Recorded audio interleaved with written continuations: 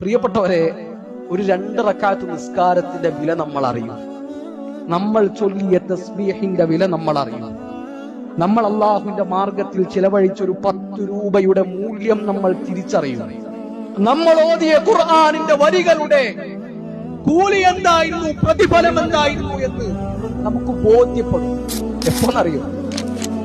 നമുക്ക് തിരിച്ചു വരാൻ കഴിയാത്തൊരു സമയത്ത്, നമ്മൾ ഖബറിൽ കിടക്കുമ്പോൾ, ഇനി ഒരു മടക്കമില്ല എന്ന് നമുക്ക് ബോധ്യപ്പെടുമ്പോൾ, അന്ന് നമ്മൾ തിരിച്ചറിയും നന്മകളുടെ വില എന്താണ്.